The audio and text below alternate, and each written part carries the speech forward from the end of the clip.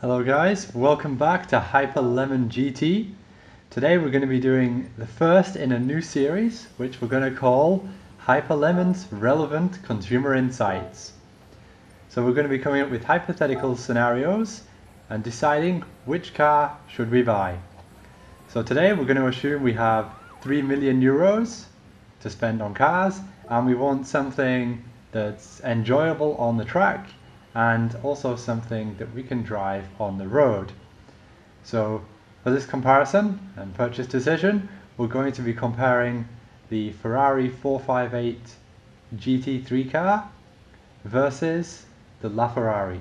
So the LaFerrari costs 3 million euros, 458 Italia costs 300,000 euros.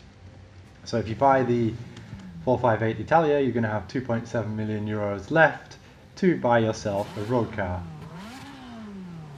So the focus of today's test will of course be on the driving experience on track. Which one is more enjoyable on the track and which one would I go for? So let's start out with the 458 GT3 car. So it's a mid-engine Ferrari, V8, naturally aspirated.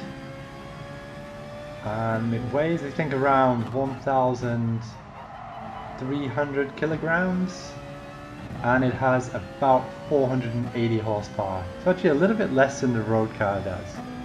So let's see how it handles. Down the first straight here, it's pretty quick. We're almost hitting 155 miles an hour. That's pretty quick. Into the first corner, and it's pretty stable. You just turn in, get the power back on, and you can be confident that the car will handle it. Into this hairpin, a tricky corner because you're braking while turning. Ferrari GT3 car there is handling it quite well. And over the back section here, over the hill, this is very tricky. There's a lot of weird cambers and hills, and it's quite a fast section, so it requires a lot of downforce. But again, the car is quite stable over there, and it's definitely enjoyable. You can get the power on, you can turn in when you want, and you're thinking more about your lines and where to apply the power, and then you can just trust that the car will kind of follow your instructions. A little bit of oversteer there, but nothing unmanageable. Of course, it's definitely race car-like, right? It's very darty, it changes direction quite quickly, the brakes are really solid. If you do go sideways, it can get away from you quickly, but it's fairly well managed actually. So we hit about 170 miles an hour down the back straight there, which is faster than I've ever been in a real car, but reasonably quick. And then braking into the last corner, clean exits, and down the pit straight. So overall, a good, exciting driving experience. Wouldn't mind driving it in real life for sure. Now we shift over to the LaFerrari. So already you can see that it's wheel spinning a little bit, or quite a lot. So again, the LaFerrari is a mid-engine Ferrari, naturally aspirated. It has a V12 this time instead of a V8. Also got a bit of hybrid battery powered stuff in there as well. I think it weighs about 1,400 kilograms and has like 950 horsepower. So it's a little bit heavier, 100 kilograms heavier than the Ferrari GT3 car, but it's 500 horsepower more powerful, and it doesn't have race suspension, which makes a difference on the circuit. Whoop, big sideways action there. So we got some solid speed down the first straight, hit 175 miles an hour. Going into the hairpin, really being very delicate with the power application. A little bit sideways. So this is quite scary. If it was real life, I wouldn't be comfortable going 120 miles an hour in fourth gear sideways. So exiting that, 4th gear, you get wheel spin. You have to wait until you get to 5th gear before you're comfortable that you won't get any wheel spin in a straight line. This car, you're really just managing the power and thinking ahead when you're going to brake. Because you're going so quickly and the brakes are not that solid because the tyres are not race tyres. You have to really think ahead when you're going to brake. So down the back straight here, 5th gear now, so we can finally have no wheel spin.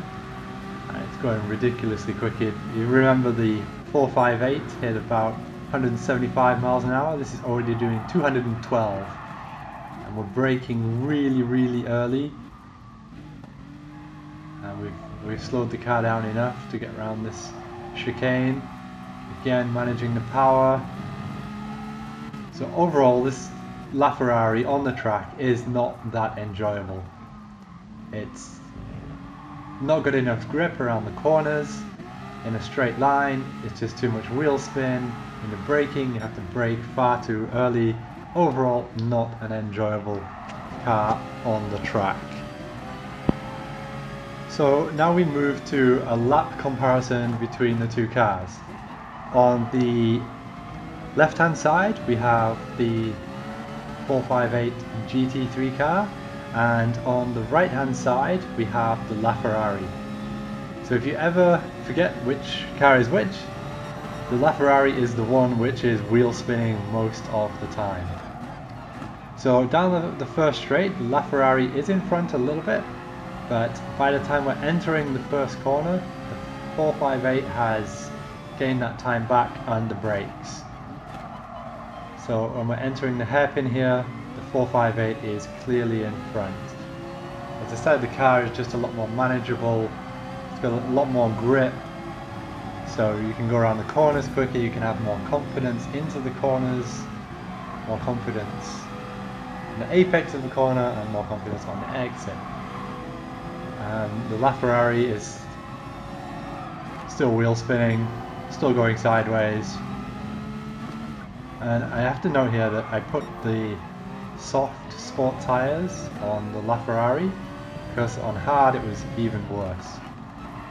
And also in real life, people are probably going to put the Pirelli P0 Corsa tyres on the LaFerrari. So 458 is well ahead, maybe 10 seconds I would say up to this point, and is doing 160 miles an hour down the back straight, but the LaFerrari has just entered the back straight and is already going quicker. So it's gaining time down the back straight for sure. It's not going to catch up. On the brakes in the LaFerrari, while the 458 is coming up to the last corner. So it looks like the 458 is quite a bit quicker. So there we go, there's the conclusion. If you want a car that's going to work on the track and on the road, buy yourself a race car for the racetrack. Take that 2.7 million euros you have left over, buy yourself multiple road cars and a team to run your race car. If anybody has a LaFerrari, let me know and I'll be happy to come and drive it for you and do this test in real life. I have a race license.